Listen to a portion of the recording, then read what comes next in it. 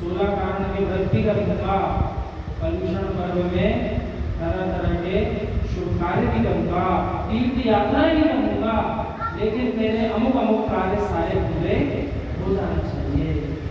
तो जीव ने यहाँ त्याग किया कि कुछ वस्तुओं का त्याग करके कुछ अन्य वस्तुओं की प्राप्ति का भाव बना दिया। जीव को पहले विचार करना है। उत्तम त्याग उसने कहा, जिस वस्तु का आपने त्याग किया उस सर्वदा के लिए कर दिया और उसके बदले किसी अन्य वस्तु को ग्रहण करने का भाव भी जागृत हुआ, वो था उत्तम त्याग। अर्थात जिस वस्तु को जीव ने त्यागने का भाव बनाया तो कैसा बनाया, अब उसकी चर्चा भी जगत में चलेगी, तब भी ग्रहण नहीं करना। वस्तु मुझे स्वतः लाकर दी जाएगी, तब भी उस वस्तु को ग्रहण नहीं करना, और त्यागी हुई वस्तु का भी त्याग कर दिया, वो था उत्तम त्याग। जब जीवों ने त्याग भी किया तो पूरे जगत में बताने का कार्य किया। तो आचार्य भगवान विशुद्ध सागर जी महाराज कह रहे, जितने समय आप ये बता रहे हमारा आलू प्याज का त्याग है, उतने क्षण के लिए आलू प्याज का स्मरण किया कि नहीं किया? माना कि आप उसका ग्रहण नहीं करते हो, लेकिन जितने समय आप जीवों को अलग अलग जाकर के एक एक जीव को सुना रहे हमारा आलू प्याज का त्याग है, हमारे आलू प्याज का त्याग है, तो एक दिन में आपने कितनी बार आलू प्याज का स्मरण कर लिया? सुना तो इच्छा निरोध से तपा, इच्छा का निरोध करना ही तप है। और आज क्या कह रहे, त्यागो दानम, त्याग किया सो ऐसा करो, उस वस्तु को दान कर दो। तो कैसा दान करना?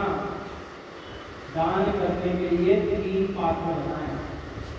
वस्तु छोड़ना ही हो तो 3 तरीके से वस्तु को आप छोड़ सकते हैं।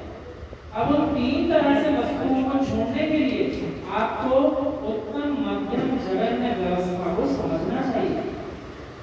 उत्तम दान जिन जीवों को करा जाता है वे आचार्य परमेश्वरी हैं, उपाध्याय परमेश्वरी हैं और साधु परमेश्वरी हैं। इन 3 प्रकार के जीवों को उत्तम पात्र की व्याख्या दी गई है। अभी ये भी चर्चा करना है कि त्याग अपन जो कर रहे, दान कर रहे, किसका करना है? पहले पात्रों को जान लें, फिर इन पात्रों को दान क्या करना है उस व्यवहार की चर्चा चली। तो उत्तम पात्र सबको समझ में आया? आचार्य परमेश्वरी, उपाध्याय परमेश्वरी और साधु परमेश्वरी, इन 3 को जो हमने दान किया, उत्तम प्रकार का दान किया, सर्वश्रेष्ठ आनंद और फल इसी में मिलेगा। दूसरे कहलाते हैं मध्यम पात्र, अर्थात जब जीव को उत्तम पात्रों की प्राप्ति ना हो तो हाथ पे हाथ रखकर बैठना नहीं सिखाया। आपको प्रेरणा जनित प्रभु ने दी कि आप मध्यम पात्रों में आदिका माता जी, ऐलक जी, चुल्लक जी, चुल्लिका माता जी और जितने प्रतिमाधारी जीव हैं, प्रथम प्रतिमा से लेकर के आखिरी प्रतिमा तक सारे जीव, उसी में तो ऐलक जी, चुल्लक जी क्या है। तो इन सारे जीवों को इनकी योग्यता और काल के अनुसार जो आपने दान दिया वो मध्यम पात्र का दान है। अब तीसरी अवस्था उसे जानना सबसे ज्यादा आवश्यक है। जीव ने मात्र यूं सोचा आहार दान करेंगे तो आचार्य परमेश्वरी को करेंगे, उसने मात्र सोचा करेंगे तो अमुक महाराज जी को ही दान करेंगे, इनके सेवा किसी को दान नहीं करेंगे। उन्होंने कहा उनको माता जी को ही हार मान देंगे, इनके सिवा किसी और माता जी को दान ही नहीं करेंगे। सारे प्रसंग एकांत नय के विषय है। जीव ने शुभ से शुभ कार्य करते करते भी एकांत पक्ष में प्रसिद्ध अपने आप को दिखा दिया। तो आज जो सबसे जगन्य स्थिति का दान है उसको अच्छे से समझना है। जगन्य दान किसको करें? माना कि आपके नगर में ना मित्रा की श्रवण है, ना आलिका माता जी है, ना कोई ऐलक जी, चुल्लक जी है, और हो सकता है उस नगर में कोई व्रती श्रावक भी नहीं मिल रहा। आप क्या करेंगे? तो जिनेंद्र प्रभु ने कहा उस दिन भी आप अपने त्याग धर्म का पालन कर सकते हो। क्या आपके इतने बड़े नगर में आपको कोई अवृत सम्यक दृष्टि दिखाई नहीं देता क्या?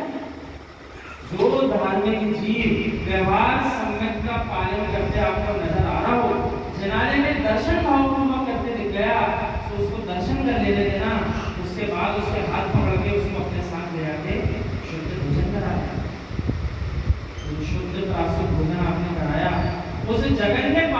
भी भोजन करा के आपने अपने त्याग धर्म का पालन कर लिया। ये चीज को समझना नहीं। कहता है खाली हाथ आए हैं, खाली हाथ जाएंगे, जो भोजन बनाया है खुद ही खाएंगे। तो उसने क्या किया, किसी अन्य को कभी दान करने का भाव बनाएगी। उत्तम पात्र ना मिले, मध्यम ना मिले, तो जगन्य पात्र तो आपके आसपास सदैव उपलब्ध है। आपके जंगल में थोड़ी रहते हो, कोई दिखता ही नहीं आपको। लेकिन जो मंदिर में दर्शन कर रहा हो, तो आपके दर्शन होने के बाद उसकी तैयारी कर लेना। पता चला वो दर्शन करने आया, हाथ पकड़ के इससे ज़्यादा भोजन करनी पड़ेगा। सुनकर आए कि आपको भी दान कर सकते हैं, तो चलिए हमारे साथ। तो उसको दान तो करें, लेकिन यथा योगी काल में ही दान करें। अब जीव पंचम काल का कितना तेज। उसने क्या कहा, दान तीनों पात्रों को कर सकते हैं, काल तो देखा ही नहीं। गंगोज रात्रि हो गई, अब हाथ पकड़ के कहा चलो समय दस्ती भोजन कराएंगे। तो ऐसा त्याग जो है तो किसी काम का नहीं है, वो तो बंद ही कराएगा। और ऐसा बंद कराएगा कि हो सकता है देव दुर्गति हो जाए, हो सकता है इस मायाशाही के कारण त्रियंची पर्याय में जाना हो जाए, और हो सकता है आपके आगमन तक भोजन कराने के चक्कर में सीधे यहाँ से नरक जाने की तैयारी हो जाए।